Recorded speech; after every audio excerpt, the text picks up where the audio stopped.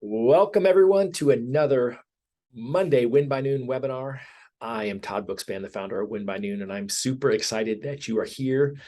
And I'm honored also that we have none other than the CEO and founder of Plug and Play SM, Deborah Bird here. Welcome, Deborah. Hello, excuse my attire. I was doing some tryout practice reps with my daughter. She has volleyball tryouts this week. And so they have certain marks where you have to do sprints back and forth. And so when we mapped it out and I was timing her, I was like, I'm not going to be that person that's like, lift your knees, run faster when I'm not willing to go out there myself. So I'm a little casual today. So you just wanted to run faster than whoop her and show her that, you still had it.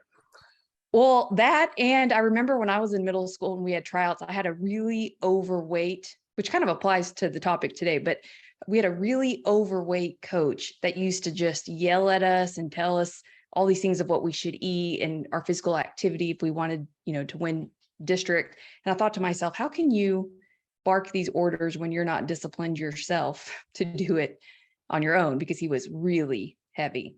It's it's that whole adage, right? That those who don't teach or coach or whatever, And Yeah. I think it's those always who hard. could play coach.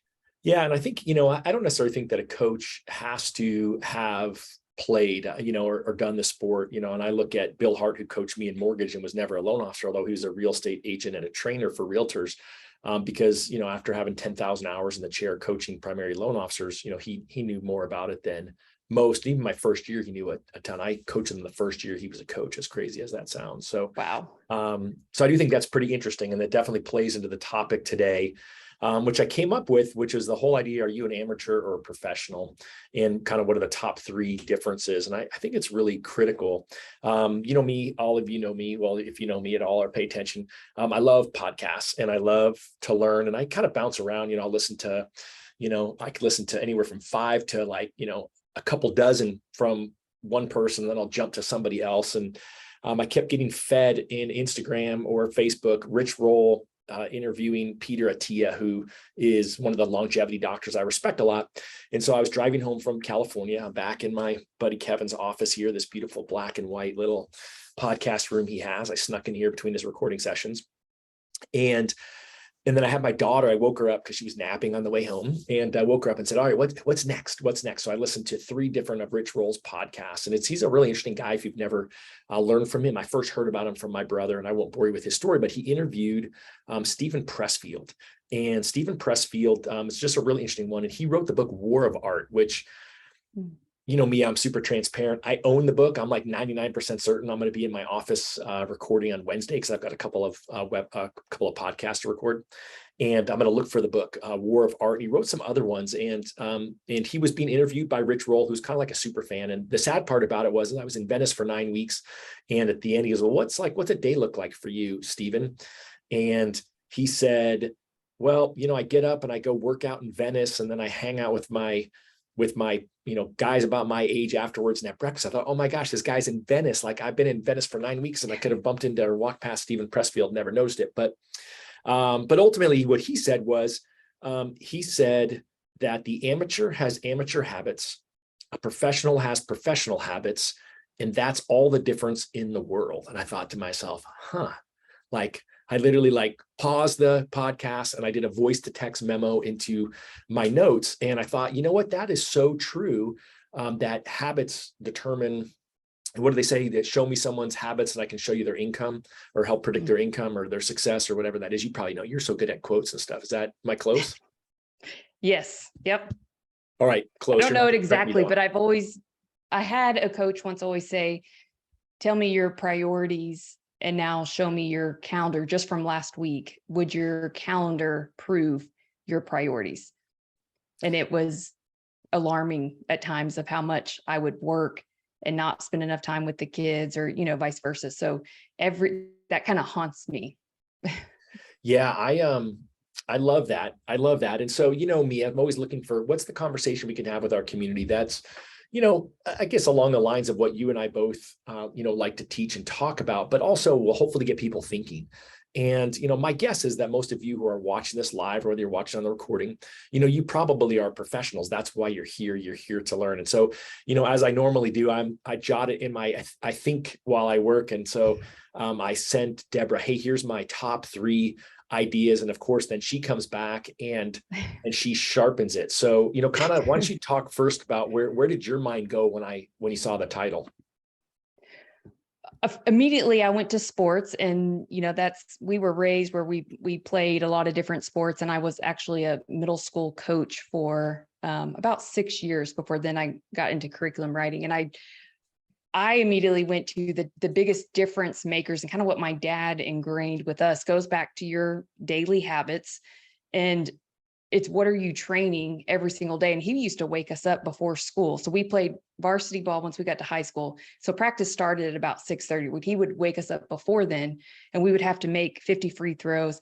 After school, we would have to do extra conditioning. And the whole point was, he was always telling us, you have to outwork your competition. Sometimes your competition isn't just the people in the same school as you or in the same district as you, but really the competition then becomes yourself, and no one's going to outwork you except for yourself. Now, I obviously trained with an identical twin, so that naturally put extra pressure on, where most of our upbringing was mainly focused on conditioning and skills for the court. Now, what I would say he left out was those soft skills of just mental training, where a workout can teach you if it doesn't kill you. Like, we would always sign up for those summer leagues where it was brutal. It's like you're training in a barn in Texas heat. And mentally, what it taught us is, when we could survive a workout, it grew our confidence and our security enough that we knew the next time we went out there, we weren't going to die. And we were mentally prepared of, okay, I'm going to make sure I have maybe 2 water bottles this time. And I could start to train where, when I ran with my elbows out and not with my elbows, to the side, and learning,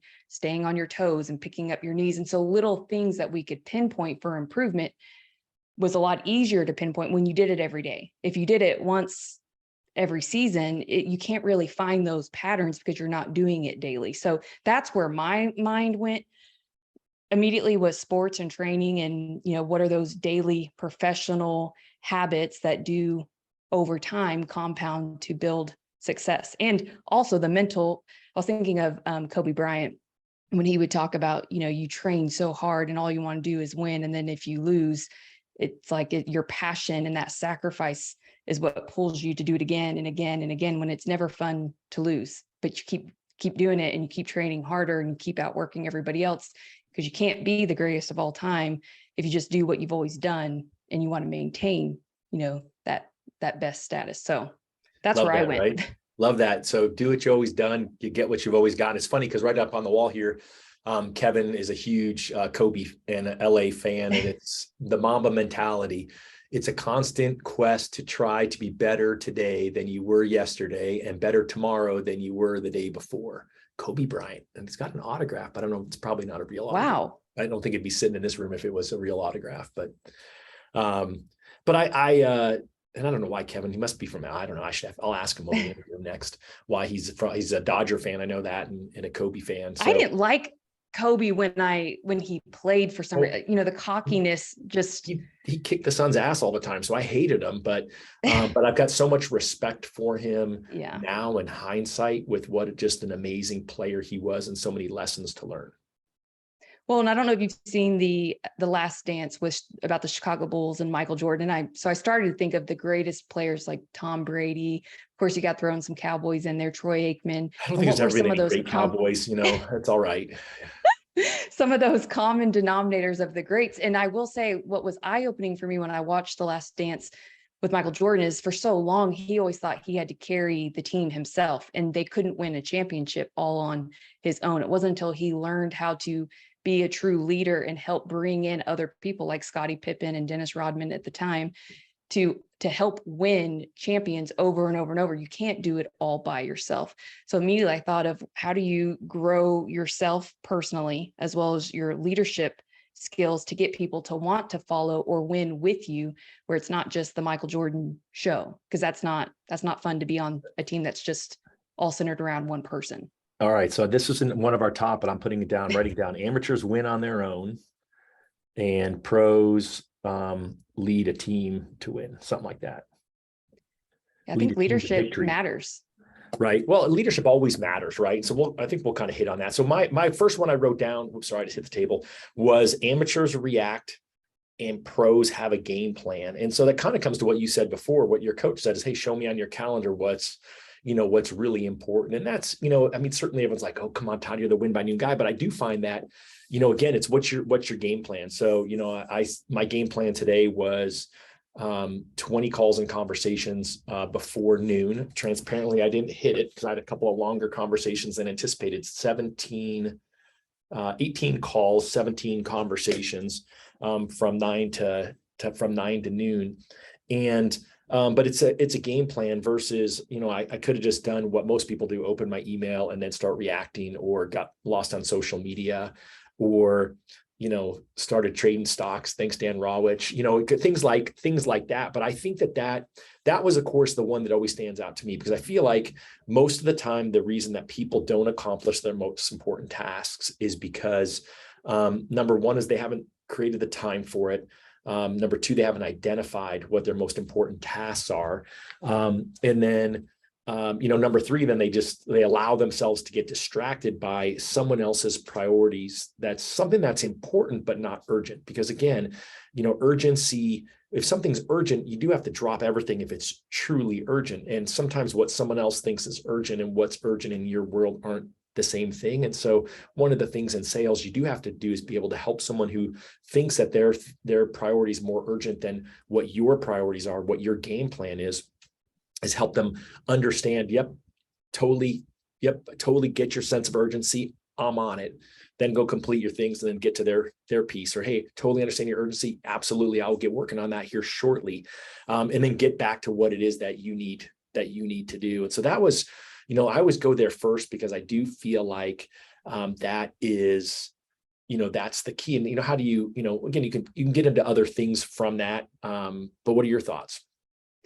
Well, as soon as you said having a game plan, I went to including fundamentals, which sometimes the non-sexy parts of the job are the things that we will avoid doing, like making the calls. Like, I'm sure you just having the game plan of having 20 calls, you may not have hit all 20, but someone who showed up today with no game plan may have gotten to like call 5. And because they didn't structure their day, they wouldn't have even gotten to 17 or even 10. So I think it's important that when you are super focused on creating your ideal week and your plan, like you said, knowing what those activities are that must be done, make sure you do those before noon, because the other sexy side of for me, it was always marketing. I loved having, whether it was a mastermind class that I was teaching, or if I was meeting one-on-one with a business partner, I loved the people aspect and strategy. So I would avoid the things I knew I needed to do every day because I just didn't like doing them. And it made me remind myself of, even when I was training in sports, I guarantee you that Kobe doesn't ever just stop practicing a free throw, even though he can make them with his eyes closed. He never stops practicing them. He still will practice every single day on hitting the free throw because it's a fundamental. So make sure that when you're theming out your days, and if you aren't quite sure what those things are, I mean, Win by Noon Planner literally spells it out for you, whether you're a real estate agent or a loan officer. And it's just taking the time and commitment to planning ahead. Like, if I'm making 20 calls, who are those 20 people that I'm calling? If you can have those things as much in advance done for you, or an assistant that has that ready for you, it makes it so much easier to execute and get it done. Yeah, I mean, I think you're spot on. And for me, I know I've got white space in the afternoon stuff, time where I've left intentionally open to be able to play catch up, and I'll get those dials and those conversations done because I made it my standard, right? I committed here, I think a month ago, hey, 100 calls is what I'm committed to in the third quarter to be successful. And I feel like that's the difference. Again, I guess I could say that one too, right? Pros have standards, and I was just writing that down.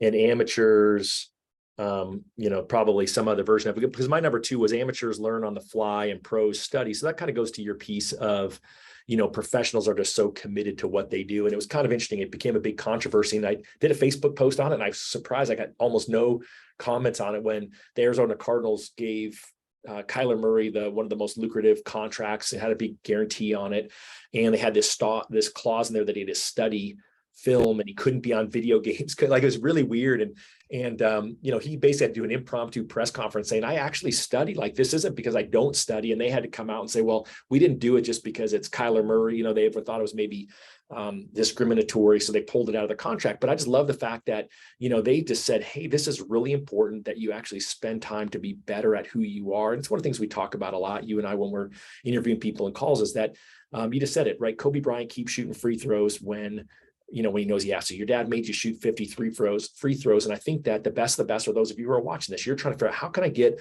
a little bit better? How can I learn something today from Deborah and Todd that's going to motivate me to be, to up my game? But I do feel like, I don't want to pick on anyone I know, so I won't name any names, but I know a lot of people in the world who are like, well, they're just wondering why they haven't grown. And it's going to be all the things that we outline, about the difference between amateurs and professionals is the reason they haven't grown, but they haven't taken advantage of the learning. Like a perfect example would be, the person who bought the course and didn't take the class, right? The perfect example would be a person who's paying for a tool and then didn't figure out how to use the tool. Like, those are the kinds of things that I'm thinking about where at least I just know the best of the best, whenever I talk to them, they're continual learners. They're the reason I run into them at conferences. They're not there, so they can go out and, party at night. They're there to actually sit and learn. And then when they go out at night, they're saying, okay, what were your big takeaways from today? What did you learn? And they're trying to figure out how to sharpen their own knowledge. Well, I think too, just psychologically, if you're not progressing, if you don't feel like you're learning something, whether every day or every week that you're, slowly connecting the dots, you don't really feel like you're growing. So even people who, could have funded over 700 units just last year, if it's the same year that you're just repeating year after year after year, you can still feel unfulfilled. But when you're constantly challenging yourself to sharpen maybe some of the ways that you're currently doing your practice, and you're looking at other industries, or you are learning a new technology tool, or you're bringing someone else on that you're having to do the script training, I think just psychologically, it's that repetition that breeds confidence. And then also it's the repetition that over time, that small progress helps you feel like no matter how slow or fast the progress is, as long as you're going upstairs, it feels like a win. So your mood is better. And when you feel better about yourself, you usually perform better, versus when you don't feel as good about yourself. For instance, you don't have a plan, you show up and you're like, I know I need to make my calls. I know I need to make my calls. Well, then the day owns you. So then the next day you're like, hey, I'm going to double on my calls, and you still don't get to the calls. And then you're like beating yourself up in the mind, where you just don't feel good about yourself. And we don't realize how much that mental noise can really lower your performance, where if you committed to even smaller chunks, maybe 15 calls a day, and you just nailed those 4 out of the 5 days, you just start to feel, you walk a little taller. Yeah, I think that's so true. And I find that I keep bumping the table. Sorry, I got to lower this chair. I don't know what I got to do. It is, there's just so much gold in there, and it's the whole idea of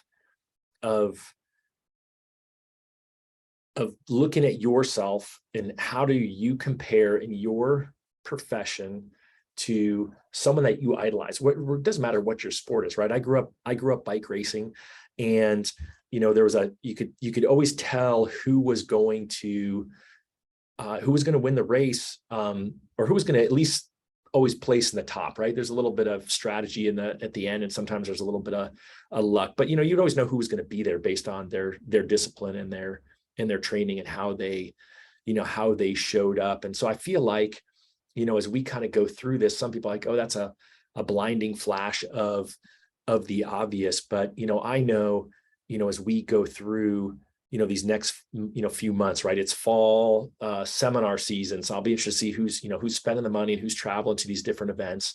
I think some people will be on tighter budgets and won't, and that's okay too. But there's other ways to, learn remotely and do these other things. All right, let me bring up the 3, and then we can kind of circle back on it, because part of it's funny. I was thinking about Don Hobbs, who we recently interviewed on a Friday mastermind, and Don, the fact that the guy ran Jim Rohn's organization, the fact that he was originally a area manager alongside Tony Robbins when Tony was a kid, and this guy was a kid, and then he was the president did something with Success Magazine. But he's just a really a stellar guy. But when he took over the One Thing, Gary Keller's company, after he wrote the book, and he just said, well, what do you, I don't really haven't had a job. What do you want me to do? And he said, well, I just want you to work until noon every day, because pretty much after that, you're going to be worthless.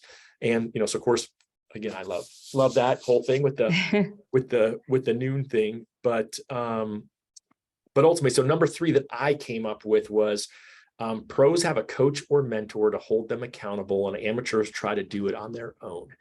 And this one, I'll say, this one stings me a lot, because it's the one area where I've struggled with offering free accountability and Win by Noon. I did a couple of years, at least 2, maybe 3 years in a row. I tried to do different accountability challenges, and they all were colossal failures, because people didn't want the accountability. Everyone needs accountability, but nobody wants. I should say everybody needs it. I know a few superhumans who are super disciplined that they don't need any accountability, but I find that most people, I would say over 90%, maybe 95% need some type of accountability partner, right? It just could be like, I'm super motivated, but I'm 100 times more likely to exercise of some sort when my wife and I are doing it together, right? Having an accountability partner. When I had a coach, I hit a point where I had to have my coach raise my level of accountability. And I said, I'm going to be working on this particular project that he was tired of me complaining about that I had started. And I can remember the first day I told him I was going to be at this restaurant across the parking lot from my office,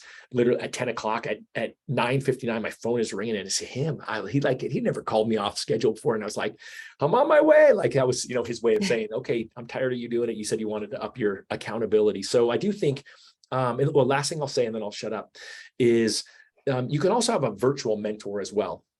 And so again, those of you who are watching it, and I think that Deborah and I are your virtual mentors also. I know a lot of people, when I talk to Darren Hardy about it, he always said, I feel like for a lot of people, I'm their virtual mentor, and that, they want to do that. And so, having spent time with Darren, I can tell you where it came into effect, because, I call us, kind of good acquaintances, right? I could text Darren, he would text me back, kind of thing. But I also feel like I remember the time where, it's not a great story. We needed to let somebody go, but normally I wasn't the person on the team who let people go. It would have to be my wife or my business partner. And this one, for whatever reason, was on me. And my wife was like, well, this is your turn and you're going to do it, or I'm going to tell Darren that you were too much of a chicken to fire the person. I don't mind firing somebody, but that's a virtual, a coach and virtual accountability. Cause not like Darren cared if I fired or hired or did any of that kind of stuff. But he did tell me, you could tell the greatness of a leader by the culture that they kept, and did they protect the culture by firing people who were not a good culture fit, which is ultimately what was happening with this team member. Well, and that's sometimes you need your spouse to be your accountability partner, or even a kid. There's nothing worse. I feel like I've made, especially my daughter, because she's been in the car with me when I've listened to all my different podcasts or personal development webinars, which, by the way, a little plug for Tony Robbins. I don't know if you saw this, Todd, but they did their free 5-day Time to Thrive. It's all on YouTube. I could send you the links, but it was pretty, I've walked on fire and I've read a lot of his books. So a lot of it was the same, but it was it's about 3 hours a day. They say it's all day, but it's about 3 hours, each day on YouTube, where if you listen to it, it's just good to have those reminders. But what I'll say about either a virtual accountability partner or even a coach or mentor that you have, what I like about it, at first I resisted it too. It's the friction that, exposes truth, that sometimes truth is painful. You don't always want to hear it, but you need to, because you don't realize how far off you travel from the path unless you have maybe this every Monday webinar that's time blocked, that you show up and you're present, and it just helps you kind of get back on track, where left on your own, we could just wander, and you just never know how far you end up, and then you got to come on back. And so having that consistency, whether it's weekly or monthly, and then also who the person is that's mentoring you. The way I was coached, I responded differently to certain coaches than, say, my identical twin. She did a lot better when someone's in your face screaming at you. They could be belittling you, and that was just going to fire her up to be angry enough to prove them wrong. For me, that didn't work for me. I would just shut down and be like, I had to have the relationship, and I would go through a brick wall for you once there was a relationship. So, just because you try coaching once or a mentor once and you think, oh, this isn't for me, maybe you just need to try another program or another mentor that may be a better fit. So don't allow that to stop you from finding that perfect fit. It's kind of like church, you may go to a church and then you move and you're trying out new ones. It's kind of the same way. You don't just stop going. I like it. I like it. It's so interesting to me because, I feel like what a coach did for me was it gave me the by when. Like it put a time frame on things that I normally, I'm pretty good at saying, oh, I'd love to do this. And then, getting it done 3 years later, and when you have a coach or some other type of accountability, I think that's when you get things done. I just think it's really difficult for people to can really hold themselves accountable. And I do like the fact that you said that different people react differently to different types of coaching. Cause the same thing, I've never been one who takes very kindly to being yelled at. It just doesn't really motivate me. But I do know people like your sisters who are motivated by, that type of coach. And you can kind of see that, right? You see the coach on the sideline throwing the clipboard and screaming at people. And you can just kind of imagine spit coming off their, at the person while they're screaming at them and their heads all red. And so I think that's it. I would love, anyone who's watching this to give other ideas of what you think is a pro versus an amateur. Cause I do think that there are, I would say that a pro also reflects, you kind of talked before about people getting stagnant. And, my win by noon story was I was stagnant for 3 years, and it was a good number. We were doing $80 million, over 400 loans a year for 3 years. But I had a goal. I said I was going to be a $100 million producer, and I hadn't gotten there yet. And it took me looking back and saying, okay, being really methodical, like what's really getting in my way of doing the things that I know I need to do, of basically of executing the game plan. Because I had the game plan, I just wasn't executing it. And so what do I need to do to make sure that I'm executing the game plan? And that's when I thought, look at that. In the mornings, I'm super distracted and I just don't get the game plan done. And if I block my calendar, what will happen? And lo and behold, right, I won by 11:30, aka won by noon, and increased my business 45%, closed 550 loans for almost 115 million that year. And it was kind of mind blowing at the time. And, took till I was a coach and retelling the story to a client that it actually really struck me that, oh my gosh, I really did something that was unique that most people would never have done. Yeah. I mean, that's what's so nice about the planners. It has built in on Fridays. When are you reviewing your activities that you had made, that you planned for the week? How many of them got done? Which ones didn't get done? It gives you time to reflect why. Like what are those small micro adjustments I need to make so that next week I can increase conversion, or maybe I can do one more phone call, or I can be a little bit stricter with my time in the morning with the team. Because that's where I found my biggest weakness is I had my game plan. I had it all written out in my planner, but I was not good at saying no.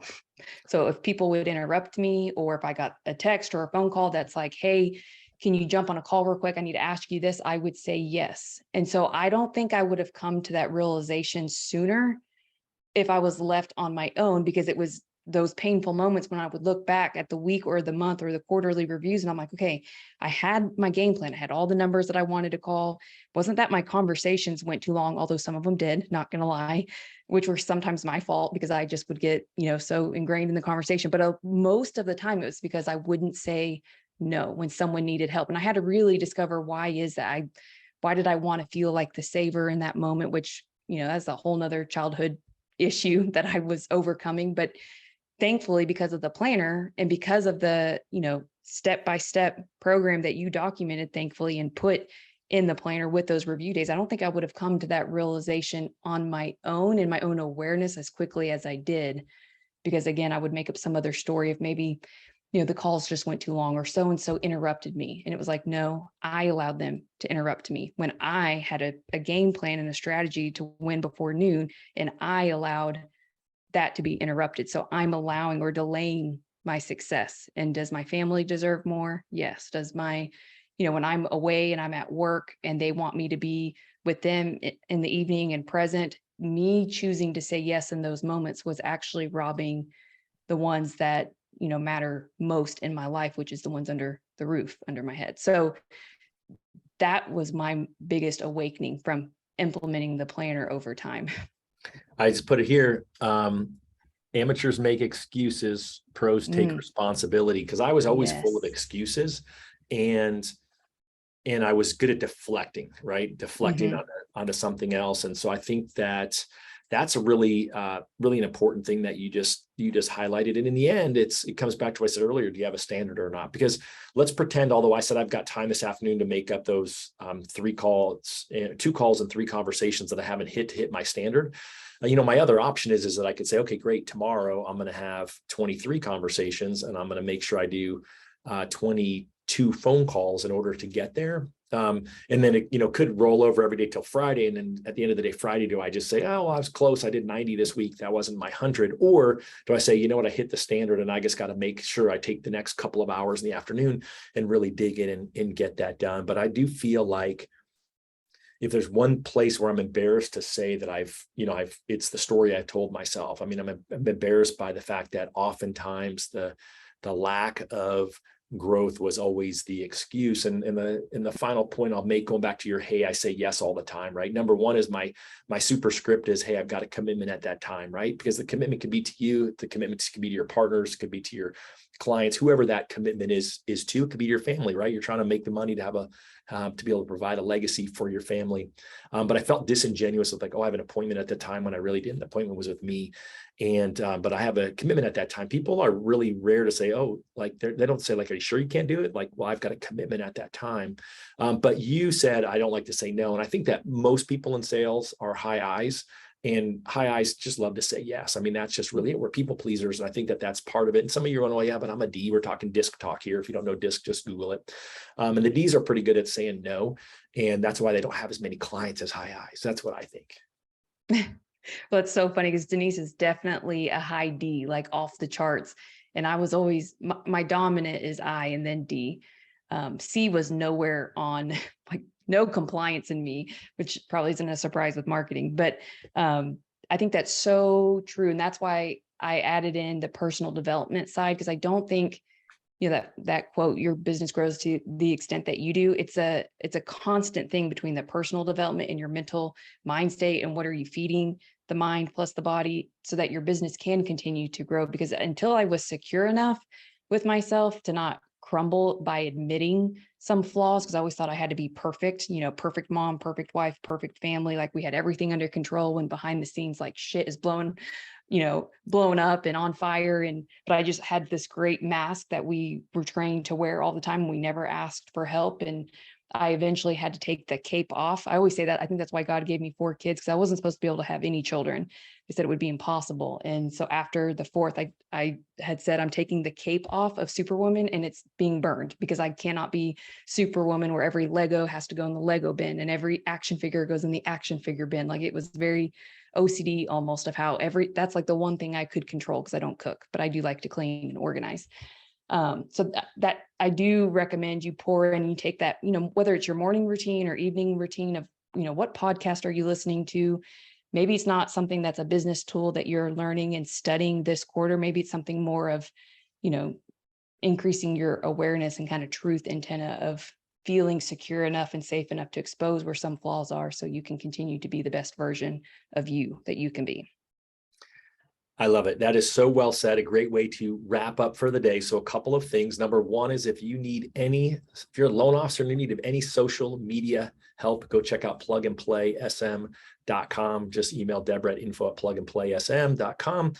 And if you're watching this in YouTube, I would just love to know what comments, what did we miss? What else is the difference between an amateur and a professional? Feel free to put that down below. But if you are too shy to do that, at least do me a favor, hit the like button if you enjoyed this, hit the subscribe button if you haven't subscribed already. And as always, grateful for you taking the time to be here, and super grateful for you, Deborah, for making this part of your week, being part of our community. You are such a gift to us. Thank you. Well, thank you for having me on, and you guys win your day and win your week. All right, people, we'll see you next Monday.